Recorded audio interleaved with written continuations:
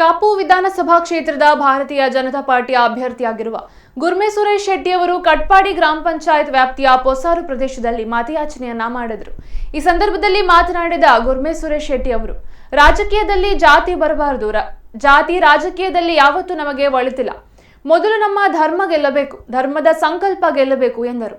ರಾಜ್ಯದಲ್ಲಿ ಪೂರ್ಣ ಬಹುಮತದ ಸರ್ಕಾರ ಬರಬೇಕು ಎಂದು, ಇದಕ್ಕೆ ನಿಮ್ಮ ಬೆಂಬಲ ಅಗತ್ಯ, ಎಲ್ಲರೂ ಮೇ 10ರಂದು ಮತದಾನ ಮಾಡಿ ಬಿಜೆಪಿ ಪಕ್ಷವನ್ನ ಗೆಲ್ಲಿಸಬೇಕಾಗಿ ಕೇಳಿಕೊಂಡರು।